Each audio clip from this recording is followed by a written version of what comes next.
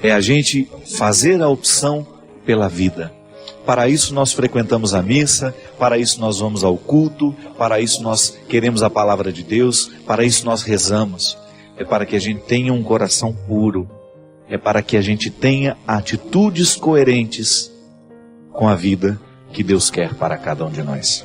O que nos falta é isso, é o olhar esperançoso de Jesus a nos ajudar a interpretar melhor o que a gente é. Existem pessoas que morrem sem terem descoberto as possibilidades que elas tinham. Existem pessoas que morrem sem terem sabido na vida tudo aquilo que elas poderiam ter feito de bonito, porque preferem ser pessimistas, porque preferem dizer, não vai dar certo, não vou conseguir, eu não posso. Pode sim. Pode ser que você não possa tanto quanto o outro, não importa. O que importa é você tomar conta do pouco que você pode. E quem se exercita no pouco que pode, em pouco tempo estará podendo muito mais. É isso que vai multiplicando a gente. O pouco que eu podia hoje, eu aproveitei bem, e isso me dá possibilidades de ter muito mais no dia de amanhã.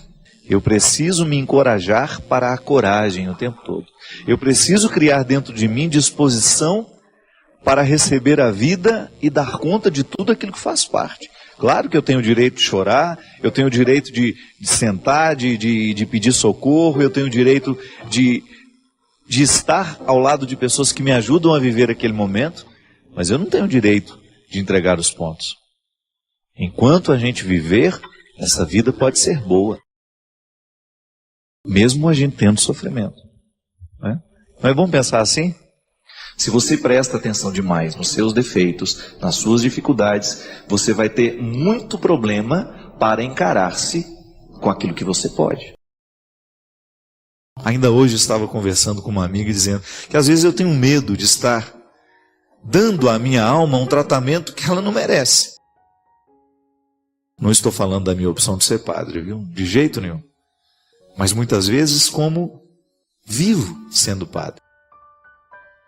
Será que eu preciso mudar alguma coisa no meu ritmo de trabalho,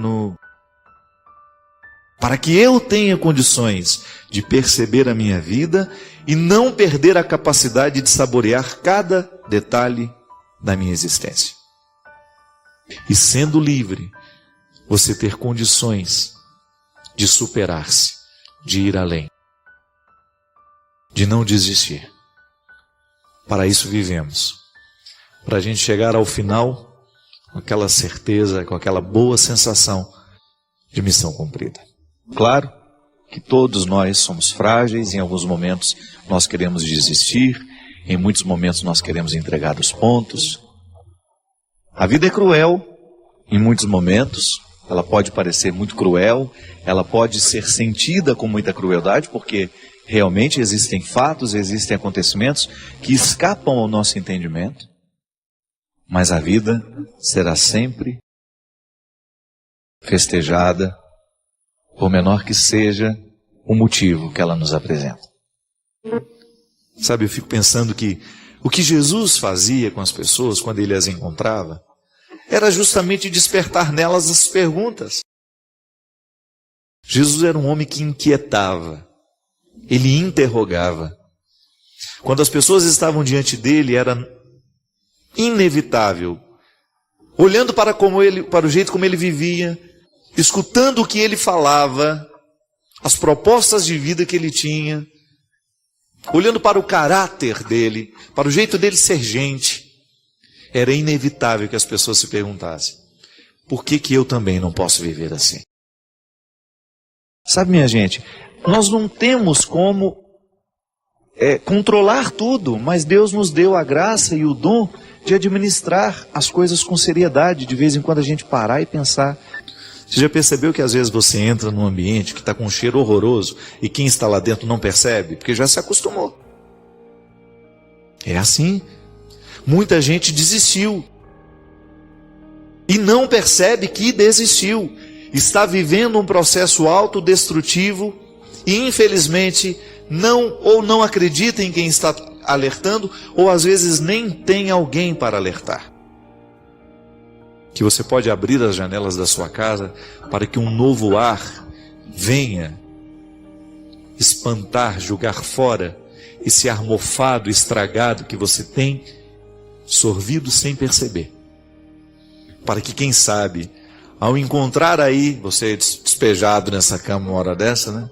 Ou já quase arriando para ir dormir no sofá, a gente possa lhe convencer de não querer a destruição, de não querer se sabotar, de não querer se destruir, mas de, quem sabe, você voltar a acreditar, de você voltar a ter a possibilidade de um novo tempo, de acreditar que ainda existem coisas boas reservadas para você, que você pode parar de fumar hoje, que você pode parar de beber hoje, que você pode voltar a se amar, que você pode parar de usar essa droga que está lhe destruindo, que você pode jogar fora todos os sentimentos mesquinhos que porventura você tem alimentado dentro do seu coração.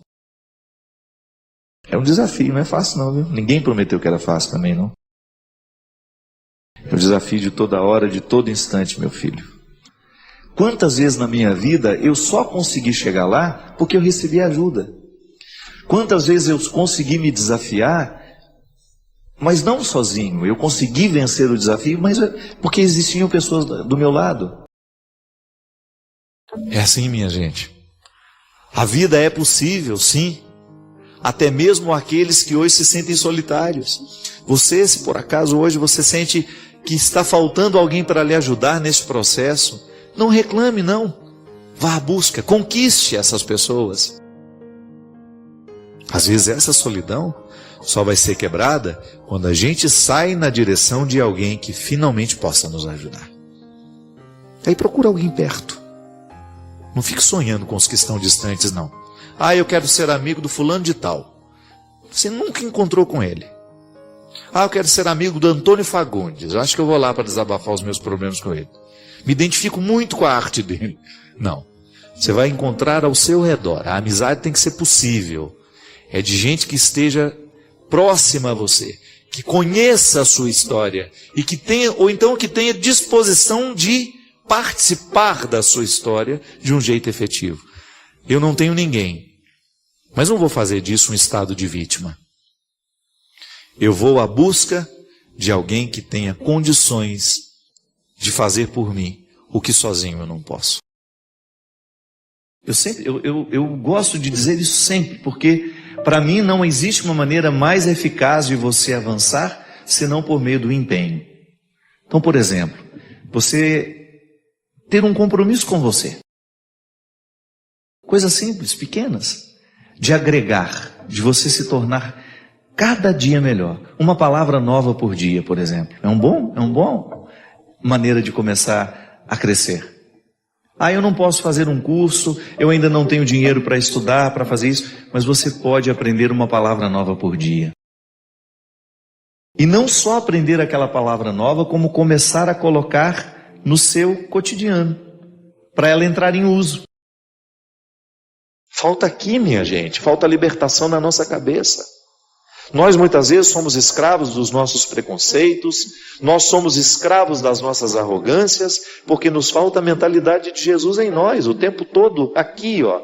Quando você pega os evangelhos, quando você vai ver onde Jesus viveu, com quem ele viveu, quem ele escolheu para estar ao lado dele, os miseráveis, os pecadores, Jesus não teve problema com os pecadores, Jesus teve problema com os religiosos do seu tempo. Por quê?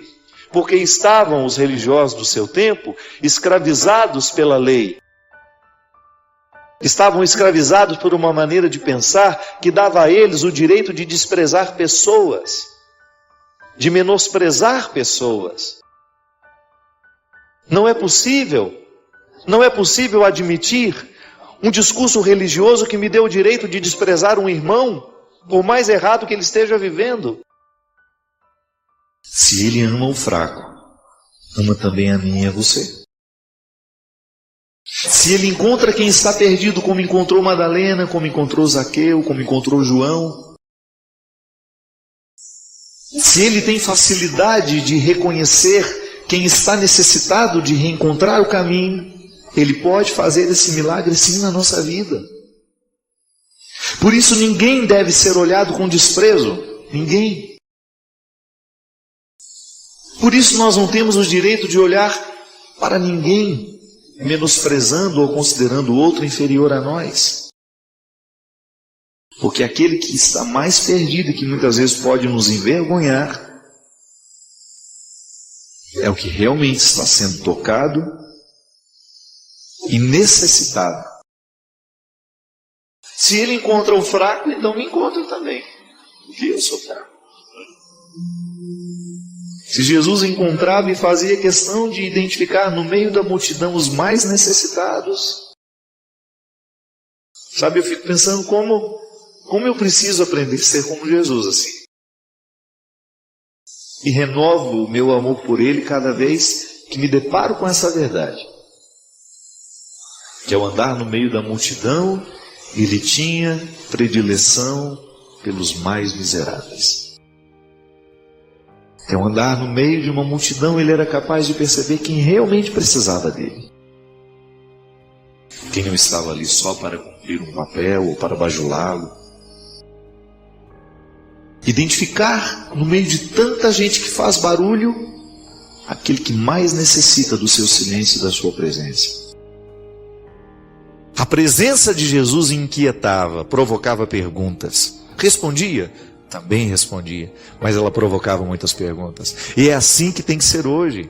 A nossa religião, a nossa pertença religiosa tem que ser constantemente um incômodo, um bom incômodo, uma paz inquieta, como diz sabiamente o Padre Zezinho. De você ter condições, de você ter a consciência de que a sua experiência religiosa lhe faz perguntar o tempo todo se você está fazendo a coisa certa, se você está escolhendo a coisa certa, se você está julgando do jeito certo.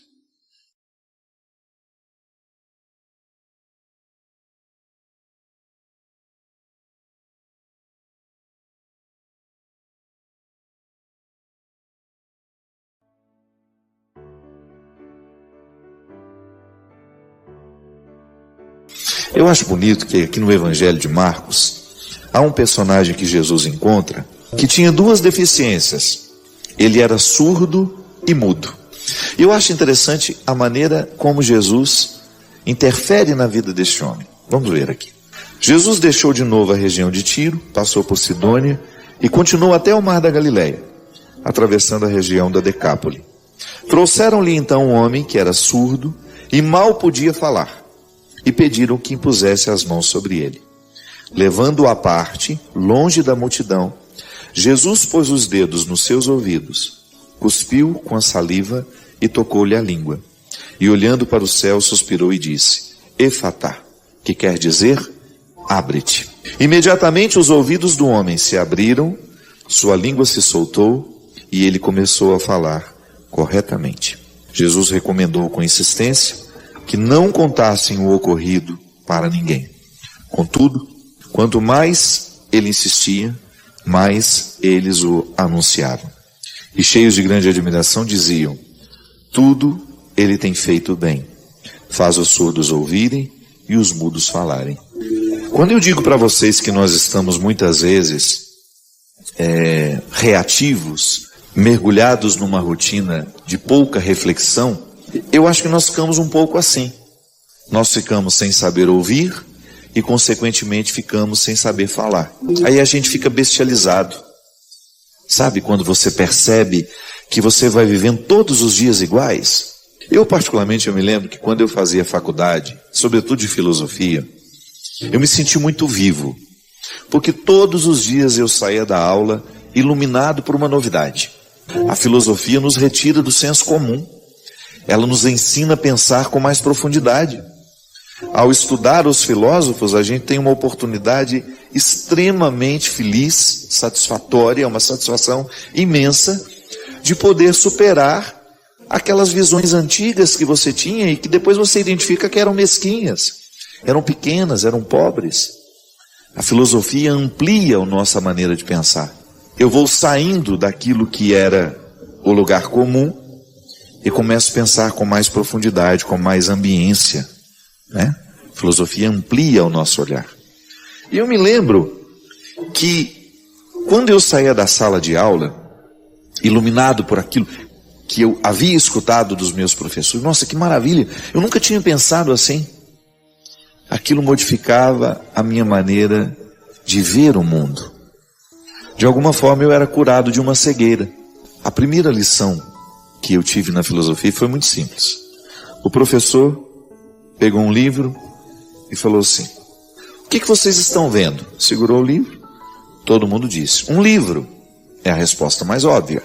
Aí ele diz: sim, mas filosoficamente, se você quiser responder com mais honestidade, com mais simplicidade, por que não dizer, com mais humildade, você vai dizer assim: eu estou vendo parte de um livro.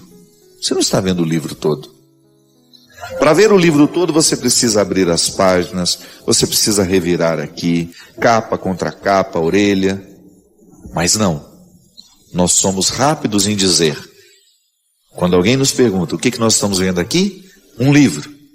Pois é. Ele começou a me ensinar filosofia ali. Ele disse: a partir de hoje, vocês vão perder essa pretensão de que estão vendo tudo o tempo todo. Não, nós estamos vendo parte das coisas. Quando eu olho para uma pessoa, nunca mais me esqueci dessa regra filosófica. Eu não estou vendo a pessoa no todo. Eu não estou vendo o que é que ela viveu, não estou vendo o que é que ela sentiu, o que é que ela já precisou passar. Estou vendo apenas aquele fenômeno diante de mim. O que ela está sendo hoje. Ah, mas ela é muito mais do que eu estou vendo. Isso é pensar filosoficamente. A filosofia nos concede uma humildade diante do conhecimento. A experiência de estudar filosofia foi para mim um pouco o que Jesus fez com este homem. Ele me ensinou ali, através do conhecimento. Deus me deu a oportunidade de modificar o meu jeito de ouvir. E, consequentemente, Deus modificou a minha maneira de falar. Porque isso é muito interessante. Quando você percebe que o seu discurso, ele está sendo construído de acordo com uma forma de ver o mundo, com uma forma de ouvir o mundo. Sabe, aquilo que eu consigo captar do mundo, depois vira discurso. Depois passa pela minha fala. Chega até você através da reflexão que eu faço. E eu fico pensando que meu papel como um padre passa sobretudo por isso. Despertar as pessoas para ouvirem com mais amplitude, para falarem com mais precisão, com mais prudência. Sabe, eu acho que a nossa conversão, ela vai colocando-nos dentro de um contexto de reflexão, que vai nos ajudando a identificar de fato o que nos faz felizes, e identificando isso, a gente começa a modificar na estrutura da nossa vida o que nos atrapalha, o que nos impede de viver essa felicidade para a qual nós somos criados. Então hoje é mais uma oportunidade que Deus tem de curar a nossa maneira de ouvir e a nossa maneira de falar. Você sabe que às vezes nós convivemos com uma pessoa que nos é difícil, e se a gente não modificar a maneira como nós ouvimos aquela pessoa, nós nunca vamos ser capazes de viver uma reconciliação com ela. Porque nós ouvimos sempre da mesma forma. Nós já estamos com os ouvidos viciados. Nós já achamos que ela sempre vem nos dizer a mesma coisa. E motivada pelos mesmos sentimentos, pelas mesmas razões. Quando você abre o coração para deixar que o outro tenha a possibilidade de ser diferente de você, diante de você, você pode até ouvir diferente o que ele lhe diz. Perdoar, às vezes, consiste em ouvir diferente aquilo que você ouve todos os dias. Ou olhar diferente aquilo que você olha todos os dias. Falar diferente aquilo que você fala todos os dias. Aí a gente vai sendo mais feliz. Porque você fica menos preso aos seus preconceitos, às suas mesquinharias, aquilo que há de mais raso em você. Saber que Deus cuida de nós não é apenas uma ideia que tem que passar pela nossa cabeça. Mesmo que cada vez mais eu me convenço de que o que realmente muda o nosso coração é aquela ideia que conseguiu ser acoplada com os sentimentos nossos. É aquela ideia que conseguiu fazer o caminho da mente para o coração. É aquela ideia que consegue mover a nossa vida. Aquela que a gente percebe que a gente ama, que já entrou na corrente sanguínea, faz parte de nós. Não é apenas alguma coisa que nós trazemos em cima da nossa cabeça, dentro de nós, não. Mas é uma parte de nós, irrenunciável. Se uma porta se fecha aqui, muitas outras se abrem ali. Você já parou para pensar o tanto que a gente sofre constantemente a tentação de prestar atenção na porta que se fechou para nós? E são muitas as portas que se fecham. Mas se os nossos olhos ficam grudados nas portas que se fecham, dificilmente nós poderemos contemplar aquelas que estão abertas. O cuidado de Deus na nossa vida é esse. A providência de Deus se manifesta em nós assim, no momento em que nós somos capazes de descobrir o que é novo, mesmo por trás da perda. É inevitável que o ser humano viva perdendo o tempo todo. Nós perdemos o tempo todo. Mas por trás dessas perdas, há tantas coisas preciosas que nós podemos ganhar, mas que só ganharemos se soubermos a perda. Se soubermos viver o processo de perder. Pode ser que hoje você esteja angustiado, porque os seus olhos estão ocupados naquilo que você perdeu. E se você se ocupa demais daquilo que você perdeu, você corre o risco de não enxergar aquilo que você pode ganhar. Toda perda tem o poder de reservar ganhos. Se você perde a infância, por exemplo, você ganha a juventude. Se você perde a juventude, você ganha a idade adulta. E aí você começa a saborear a vida de um jeito diferente. O interessante é só a gente saber fazer as pontes. Eu me convenço sempre mais que a ansiedade é justamente a gente parar no início da ponte e se recusar a ir adiante. Quantas vezes a gente se angustia na vida porque a gente parou no início da travessia e a gente não teve coragem de ir adiante. E é sempre tempo de ir adiante. Acreditar que Deus cuida de nós é acreditar que Ele providencia a vida o tempo todo. A vida está providenciada em você. Agora faça a sua parte. Toda ação requer uma reação. E assim o processo não para. Deus age, nós reagimos, e na reação Deus age ainda mais, e nós vamos nos misturando naquilo que Deus quer. A nossa vontade vai se misturando na vontade de Deus, e daqui a pouco nós queremos a mesma coisa. A conversão é isso, é a gente misturar a nossa vontade na vontade de Deus. É a gente fazer as travessias necessárias todos os dias, para que a gente não pare. A vida não pode parar. Há muita coisa esperando por nós hoje. Há muita coisa que precisa da nossa decisão. Decisões simples. Eu não quero ficar parado. Acredite nessa providência de Deus. Mas não pense que a providência lhe coloca aí numa situação confortável que você não pode fazer nada. Não. Nós que acreditamos na providência de Deus, acreditamos o tempo todo no cuidado humano. São duas realidades que se dão juntas. Deus providencia, mas o ser humano cuida daquilo que Ele providenciou. E à medida que cuida, a providência se multiplica. Porque toda vez que Deus providencia alguma coisa na nossa vida, se nós não cuidamos daquilo que Ele providenciou, corre-se o risco de morrer a providência e a gente não tem mais. Não é que Deus não quer dar, é que a multiplicação da providência depende do cuidado. À medida que nós cuidamos daquilo que Deus nos entregou, nós nos multiplicamos. A começar pelos talentos que Ele nos entrega. A providência de Deus, tudo aquilo que Ele lhe entregou como possibilidade. Mas é cuidado humano todo o esforço que você faz para fazer com que o talento se torne realidade concreta em você. Você descobre que você não tem como viver apenas do seu cuidado, mas você também não pode viver só da providência. Se a providência não abraça o seu cuidado, você corre o risco de julgar para Deus toda a responsabilidade que é sua. Quanta coisa deixou de acontecer na sua vida, não porque Deus não quis, é porque você não teve coragem de correr atrás. Quantas coisas bonitas passaram pela sua vida e você não viveu, não é porque Deus não lhe deu, é porque você não teve coragem de realizar a parte do projeto que era seu. Veja o milagre das bodas de Caná. Jesus poderia ter feito tudo sozinho, mas ele preferiu contar com a ajuda dos outros. É bonito nós pensarmos que Deus solicita a ação humana o tempo todo, minha gente. Não é possível que nós vivamos a felicidade, este dom de Deus em nós, se nós não esbarrarmos o tempo todo na labuta humana.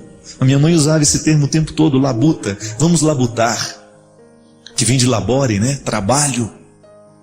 É trabalho duro. Felicidade não é chuva que cai do céu, não. Felicidade é chuva que cai do céu, mas que se encontra com uma semente aqui na terra, que é fruto do nosso cuidado. Nós só sabemos que nós amamos à medida que a gente cuida. A gente sabe que a pessoa ama a vida dela à medida que você percebe que ela cuida da vida que tem. Caso contrário, é conversa fiada. É processo de suicídio lento. Quando você descobre que aquela pessoa está morrendo aos poucos, porque ela deixou de se amar há muito tempo. Ela deixou de cuidar daquilo que Deus providenciou. Hoje você não fez nada para que o seu nariz respirasse, para que o seu pulmão se enchesse de ar. Você não fez nada. Foi providência de Deus que esse ar existisse, que essa vida existisse. Agora, o cuidado com o ar que você respira, esse é você que tem que ter. O que você joga no ar para que o outro respire do seu lado é cuidado seu. E aí, no momento em que as coisas dão errado, a gente tem aquela tentação de dizer que foi falta de providência, que foi Deus que permitiu, que foi Deus que fez. Não. Muitas vezes, antes de nós acusarmos o sagrado das desgraças humanas, nós precisamos ter a responsabilidade de perceber o que foi que nós fizemos para que a desgraça acontecesse sobre nós. E se a gente não tem resposta sobre a desgraça que se abateu sobre nós, a gente silencia para que essa falta de resposta possa nos levar pelos caminhos da sabedoria. E mais uma vez, Deus cuidará de mim, Deus cuidará de você, no momento em que os nossos lábios cessam para as palavras inférteis e a gente começa a escutar aquilo que Deus tem a dizer, mesmo quando não há palavras a serem ditas. Agora, o que vai acontecer depende da nossa capacidade de pegar as talhas, de trazer diante dele e dizer: Senhor, multiplica aquilo que tão pouco eu te entrego. Transforma a água da minha miséria no vinho saboroso da sua vitória.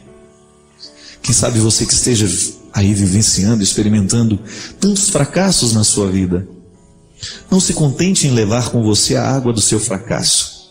Ofereça a Deus. E quem sabe Ele providencia a mudança dentro de você, para que este milagre seja possível. São tantos milagres necessários na nossa vida. Nós estamos começando um novo ano. Tantas coisas bonitas podem ser feitas. Tantas coisas bonitas podem ser realizadas. Mas depende de mim, depende de você. Porque o cristianismo é essa participação humana nas virtudes de Deus.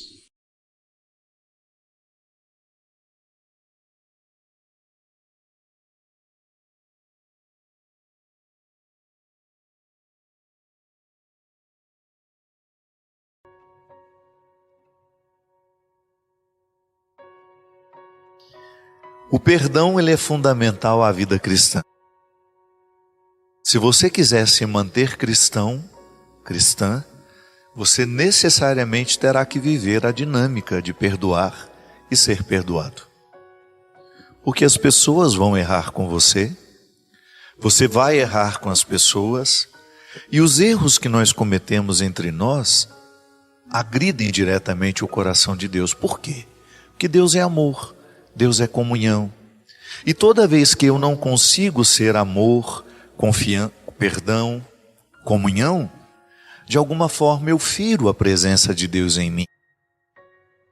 Às vezes nós temos uma visão um pouco fantasiosa de como é que o nosso pecado atinge o coração de Deus. Como se Deus estivesse nos céus sendo apunhalado pelas nossas ações. Você pode pensar diferente. Deus é ferido com o nosso pecado em nós mesmos. Porque eu hospedo a presença de Deus. Você hospeda a presença de Deus. E toda vez que você não está sendo uma pessoa boa, toda vez que você está sendo cruel com alguém, toda vez que você está na prática da injustiça, da infidelidade, A desonestidade, você está ferindo a imagem e semelhança de Deus em você. É por isso que o nosso pecado atinge diretamente o Deus que nos habita. Consequentemente, machuca-nos. Porque toda vez que eu estou ferindo a Deus, eu estou me ferindo também. E o contrário também é verdadeiro. Fora da dinâmica do perdão, não há vida cristã. Porque o tempo todo nós vacilamos. Infelizmente, como dizia São Paulo, nem sempre nós somos capazes de fazer o bem que nós gostaríamos de fazer. Então a nossa atitude, machucada pela nossa limitação, que nós chamamos isso de pecado, que é tudo aquilo que nós reconhecemos em nós como matéria grave, houve liberdade para fazer, consciência, né? Vontade. Então tudo aquilo que no meu comportamento, no meu pensamento, nas minhas palavras, nas minhas atitudes, pode ferir alguém. Ou então aquele mal que eu faço a mim mesmo. Posso viver em constante estado de pecado, por exemplo, quando eu não tenho amor próprio. Quando eu escolho o pior da vida. Acontece muito. Muitas vezes, movido pela minha falta de amor próprio, eu vou escolhendo o que na vida tem de pior. E aí eu vou comprometendo a minha felicidade, a minha realização humana. Por isso que o perdão ele vai ser em 3 dimensões. O que eu peço a Deus, e é diariamente, que eu preciso pedir, porque o tempo todo eu estou falhando como ser humano. Então eu peço perdão ao Deus que me habita, por desrespeitá-lo, por não corresponder, por não ativar os dons que Ele me deu. Mas se nós quisermos ser cristãos, nós precisamos aprender a viver a dinâmica do perdão. E hoje eu trago aqui, a gente abriu a caixinha de perguntas para facilitar a sua participação no Direção Espiritual. Você pode fazer essa pergunta por meio do meu Instagram, se você não me segue ainda, é @PE Fábio de Melo com um L só. PE Fábio de Melo, arroba não, né? PE Fábio de Melo com um L só. A Cíntia, ela me escreve e me diz assim: Padre, quando digo que perdoo, mas não consigo conviver com a pessoa, eu continuo em pecado? Veja bem, é uma questão bastante ardilosa, bastante difícil. Primeiro porque nós temos uma visão muito romântica e que às vezes dificulta nos ver a realidade. Quando eu perdoo alguém e quero restituir aquela presença na minha vida, eu vou viver uma experiência do perdão. É o perdão da reconstrução. É como você não querer desistir de uma pessoa que é muito especial para você. Ela errou. Você já chegou à conclusão de que aquele erro não é o suficiente para você retirá-la da sua vida. É um direito seu querer a reconstrução, desde que a outra pessoa também queira reconstruir com você. Porque ela vai pedir perdão, você vai aceitar o pedido de perdão que ela fez, e juntos vocês vão reconstruir o vínculo de vocês. Esta é a dinâmica da vida amorosa. Todo mundo que se ama precisa fazer isso sempre.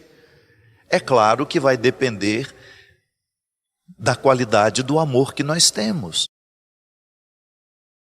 Há pessoas que mesmo se amando se ferem muito. E a gente precisa pensar na qualidade desse amor que fere o tempo todo. Porque o amor, ele é um motivo interior que precede qualquer outro motivo, que nos dá, aquele desejo de ser cada vez melhor para aquela pessoa que a gente ama. Então esta é uma experiência. Eu perdoo e quero restituir aquela presença na minha vida. Não quero perder. E às vezes nos aconselhamentos que a gente faz, a gente vê muitas situações assim. Por exemplo, uma traição no casamento, que às vezes uma das partes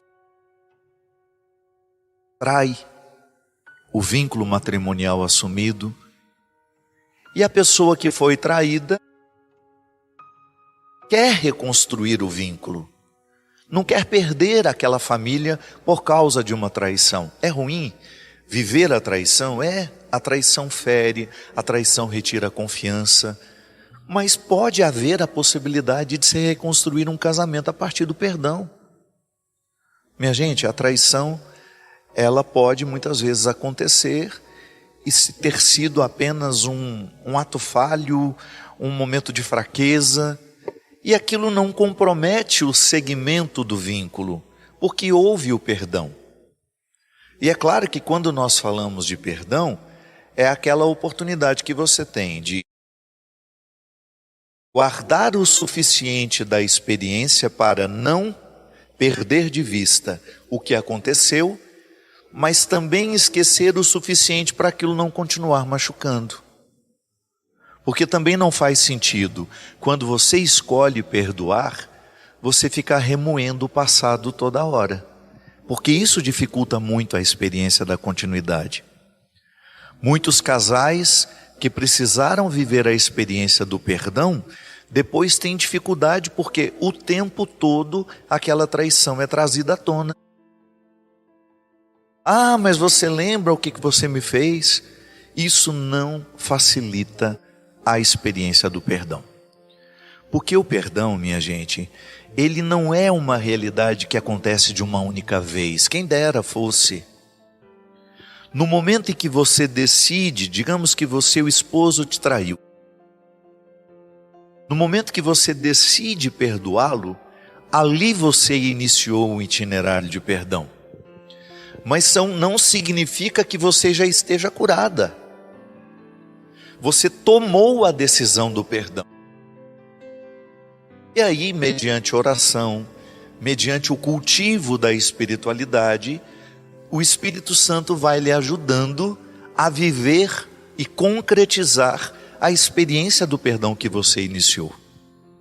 E é claro que seu esposo também vai contribuir na reconstrução, na edificação do perdão que você ofereceu a ele. Como? Mantendo-se fiel, estando mais presente, compreendendo a fragilidade que ele despertou em você no momento em que você descobriu a traição. É porque quando você descobre que foi traída, a primeira coisa que lhe ocorre é a insegurança. Meu Deus, não sou suficientemente boa para ele. Ele precisou arrumar uma outra. Então, quando você está reconstruindo a sua experiência conjugal, por causa de um perdão que você concedeu, você está em processo de feitura deste perdão. E é claro que seu marido vai ajudar, diminuindo essa insegurança que ele provocou em você quando ele traiu.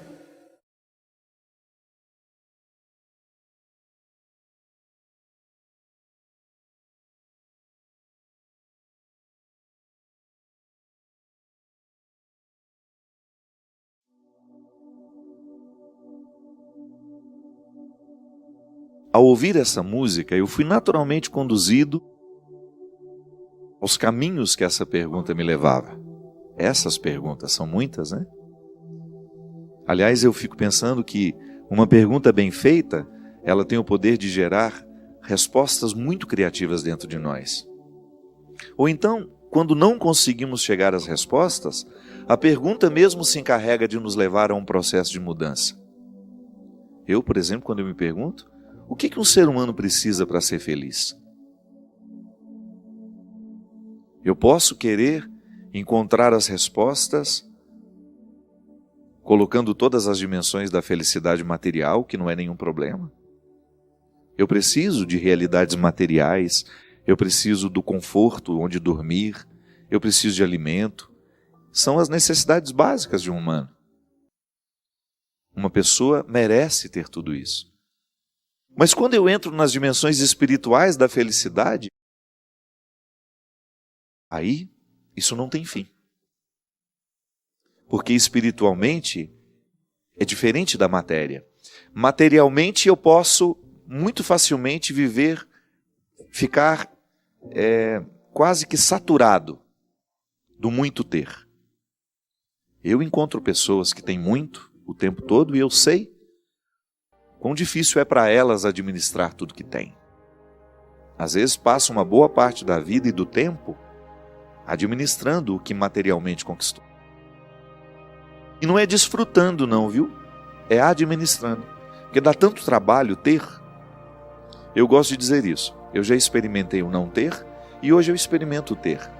Os dois são difíceis. Não ter é muito difícil e ter também é muito difícil. Porque você fica...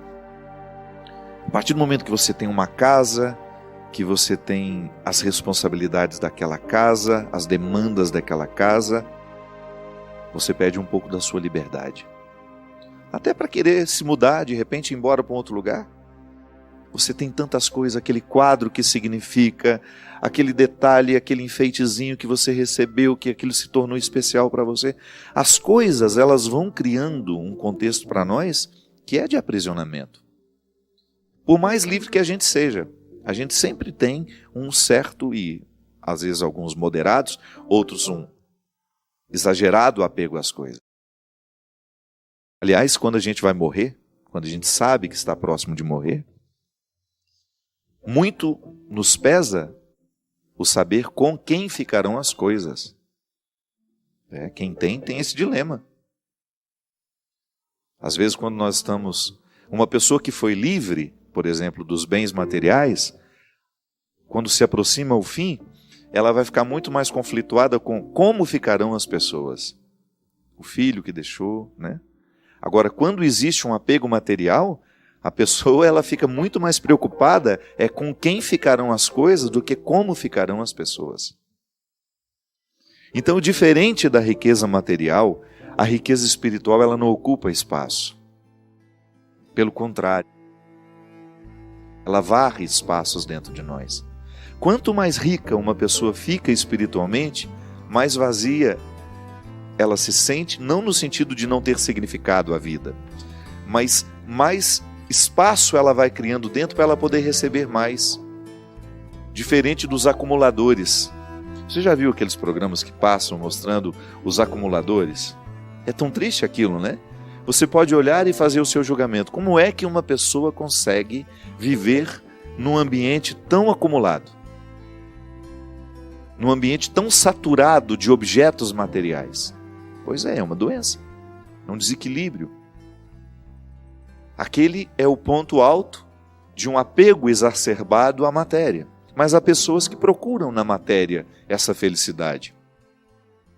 Extrapola aquilo que é necessário para nós. Sim, a felicidade, ela comporta também dimensões materiais da vida. Mas não se engane. Depois de ter o que é material, se não há um significado espiritual para aquilo que se tem, vira prisão para nós. Você vai viver para administrar o que você construiu, não para desfrutar. E é muito triste viver para administrar. Em uma linguagem um pouco mais tosca, me permita, às vezes a gente vê pessoas que são como cães amarrados nos bens que têm. Alguém se aproxima e já faz. Não é assim? Vive ali para vigiar. O carro não pode ter um arranhãozinho. Se ele perceber que tem um arranhão, ele já não dorme à noite. Ele já quer no outro dia e resolver aquele problema. É um apego exagerado. Faz a felicidade depender de tudo aquilo que é material. Aí você chega um momento que você até precisa perguntar, né? Quem é de quem? É o carro que é meu ou eu que sou do carro? Sim, a felicidade comporta necessidades materiais. É muito bom a gente ter. Mas o ter, se ele não estiver revestido de realidades espirituais, de significados espirituais, torna-se apenas um fardo. Padre Ayrton Freire, um homem que eu admiro muito, que vive um desapego que eu admiro, que me inspira, ele disse uma vez para mim assim: as coisas não nos tornam mais ricos, as coisas só nos tornam mais pesados. E ele tem razão, porque é o ter sem espiritualidade, é o ter sem significado espiritual. Porque eu posso muito bem revestir o que a vida me deu através do meu trabalho de significados espirituais. A minha casa, por exemplo, ela deixa de ser um peso para mim quando ela se torna o lugar do meu verdadeiro repouso, do meu verdadeiro descanso, do lugar onde eu reencontro a minha paz, a minha tranquilidade, onde eu me refaço dos meus cansaços e onde eu coloco as pessoas que eu amo. Não é apenas uma casa para ser bonita, não. É uma casa para ter significado espiritual. Isso é, ali, as pessoas que transitam por ali se amam. Todo mundo que frequenta aquela casa passa a fazer parte de uma felicidade espiritual. A nossa relação com os nossos funcionários, né? É tão bonito quando você entra dentro de uma casa e você percebe que ali o respeito pelo outro está nos pequenos detalhes. O outro não é enxergado como apenas um objeto para satisfazer necessidades, não. O outro é um ser que faz parte da alegria da minha casa. Não é só pelo serviço que ele me faz, que ele me presta. Não. É pela satisfação de tê-lo comigo. Poderia ter muitos funcionários e ele poderia ter muitos patrões, mas escolheu a mim, eu escolhi ele. E isso passa a fazer parte de uma felicidade espiritual.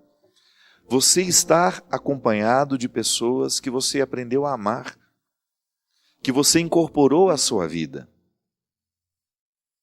Eu fico pensando, minha gente, que quando nós entramos nessa dinâmica de espiritualizar as realidades materiais, isto é, dar um significado que ultrapassa isso aqui que nós podemos encostar, nós crescemos demais como pessoas, quando nós conseguimos ultrapassar o significado da matéria. Hoje essa pergunta para ser feliz, essa música, desculpe-me, para ser feliz, que é um conjunto de perguntas que eu considero absolutamente desconcertantes, porque nós não estamos acostumados a fazer essas perguntas. E são muito simples. Volto a dizer, eu levei um tempo para gravar, e agora está aqui no CD Clareou, que hoje nós estamos mostrando em primeira mão, que é um CD que marca um tempo muito especial da minha vida, 2016. Na verdade, ele começou a nascer em mim em 2015. 2015 e 2016 foram 2 anos muito difíceis para mim. De muitas perdas, de muitos sofrimentos. E como eu não gosto de reclamar da vida, eu não acho que é justo a gente reclamar da vida. A vida continua não me devendo nada. A vida continua sendo maravilhosa para mim, generosa, apesar de todos os sofrimentos que eu tenho para enfrentar. Então eu gosto de devolver o meu sofrimento de forma bonita. Então acho que para mim hoje é o CD mais bonito que eu já fiz até hoje, por ser ele tão verdadeiro, tão cheio de perguntas que eu considero importantes para nós hoje. Você que já me conhece há muito tempo sabe exatamente que eu não consigo pregar o Evangelho sem falar da nossa vida. Não faz sentido. Se a gente quiser ser cristão, nós temos que mergulhar no contexto das nossas escolhas, nós temos que refletir o jeito como nós vivemos, porque senão o nosso cristianismo ele não atinge os seus efeitos. Um bom cristão é aquele que todos os dias antes de dormir faz o seu exame de consciência, como eu tantas vezes já disse aqui, que é aquele exercício que a minha mãe me ensinou, de passar a limpo a vida que eu estou vivendo, pensar quais foram as palavras que hoje eu disse que puderam ter ofendido alguém, que eu escrevi, o que eu fiz hoje que possa ter magoado, machucado alguém, qual foi o meu gesto de intolerância, ou o meu gesto de falta de caridade, e também aquilo que foi bom. O meu exame de consciência me coloca diante de mim. Não é o outro que me faz perguntas, sou eu mesmo que me faço. O que eu estou precisando mudar na minha vida, na minha história?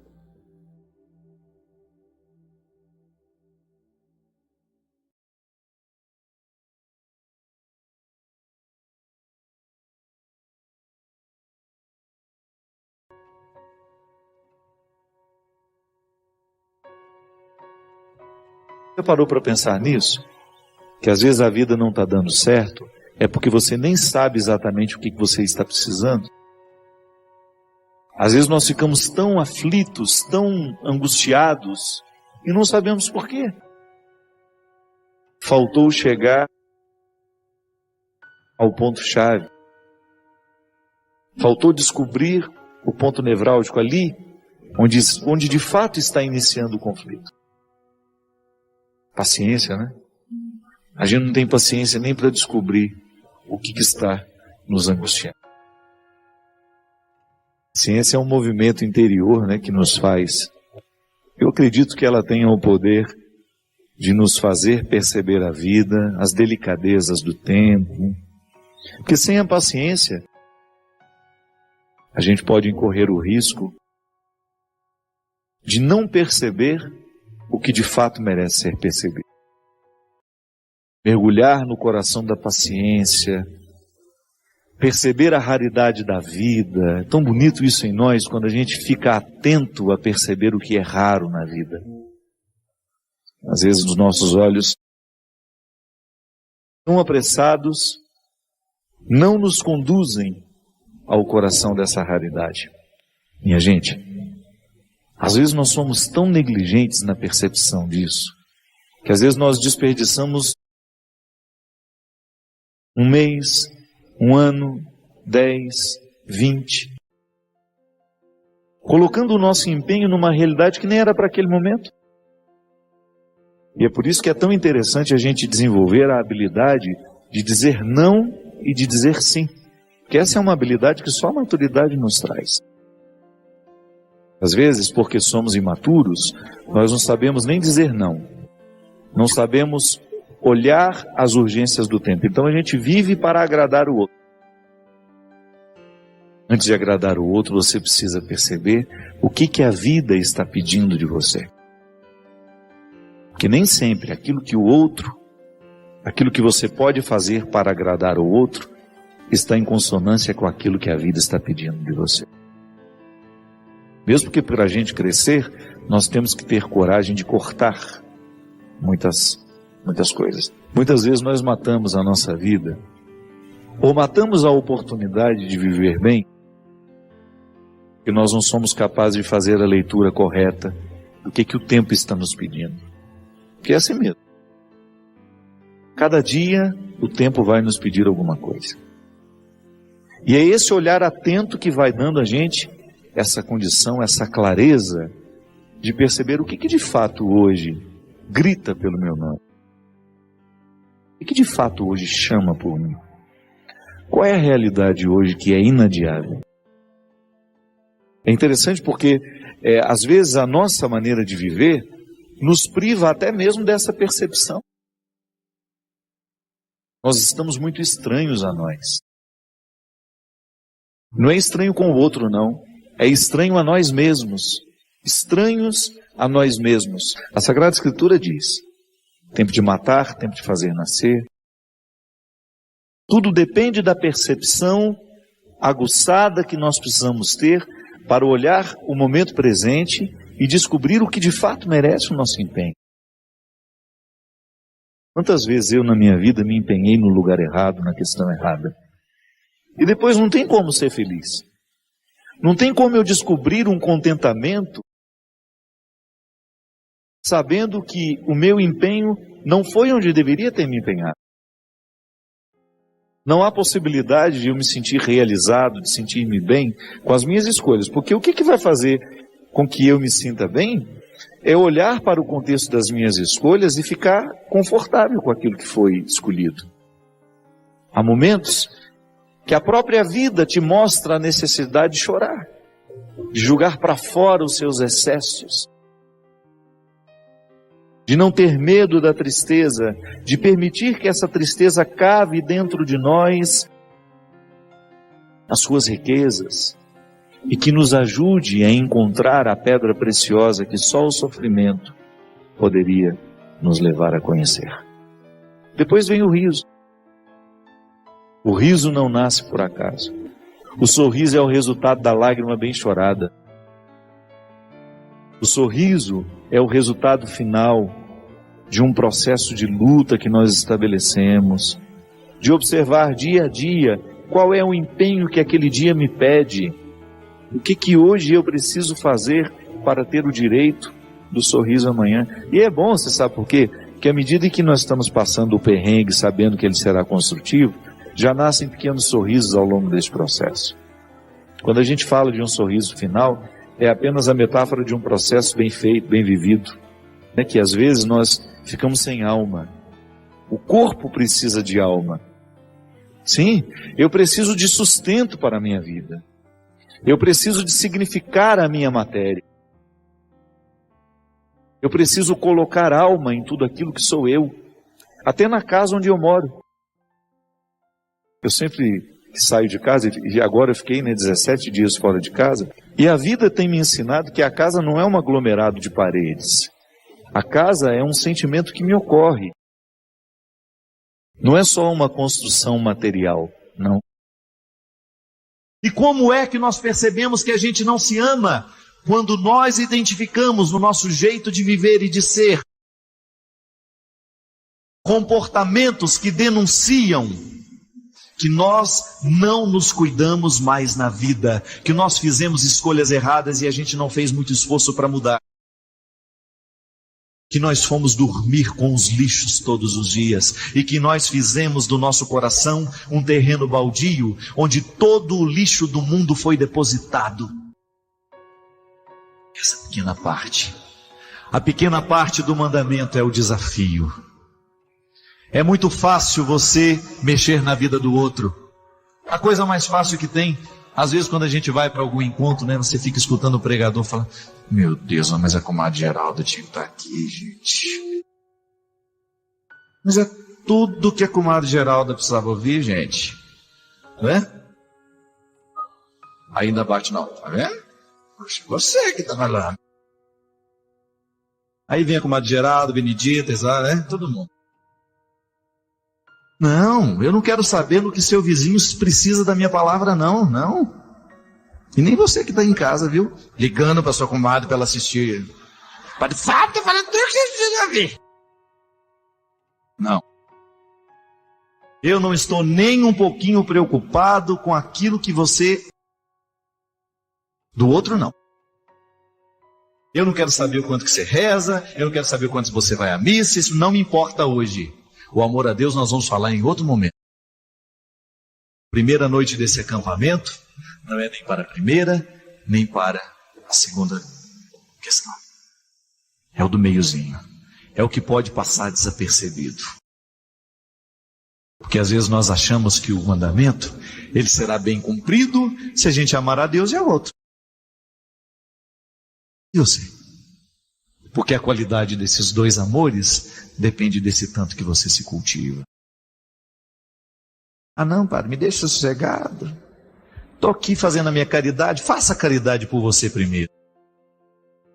O primeiro a necessitado de caridade nessa vida é você, sou eu. É o momento em que a gente olha para a gente mesmo.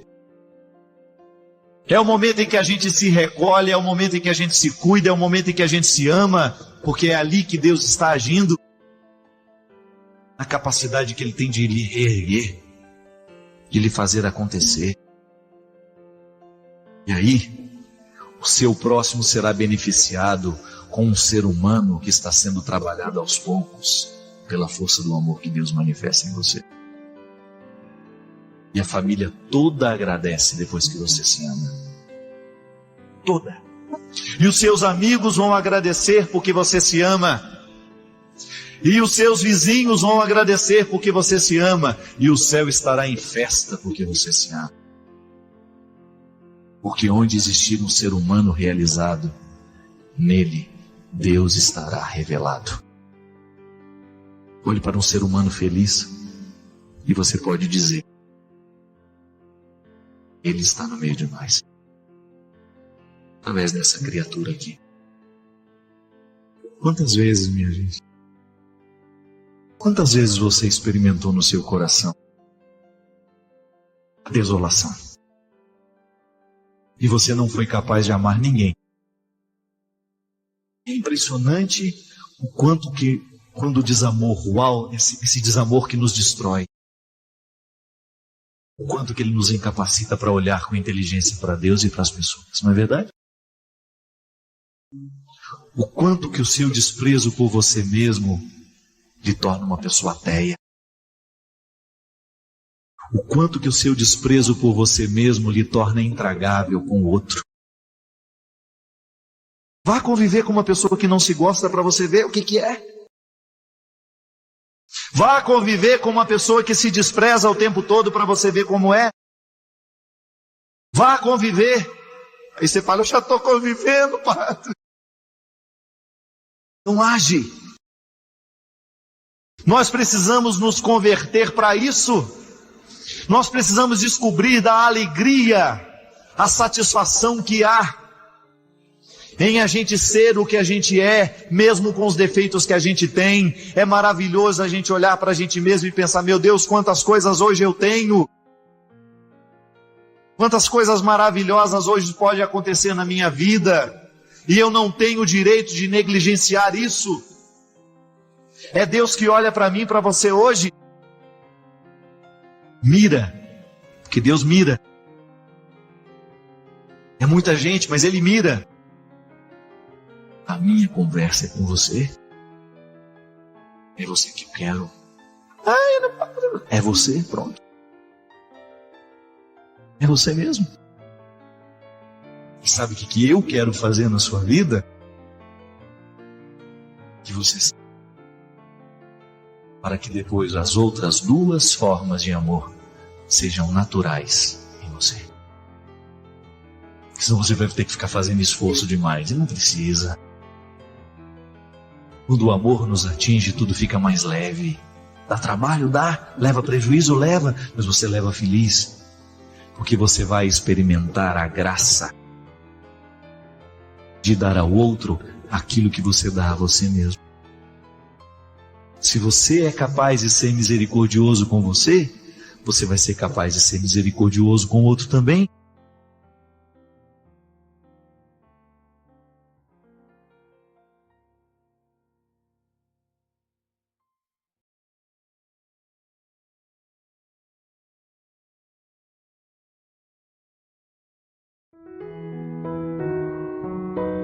Gostou do vídeo?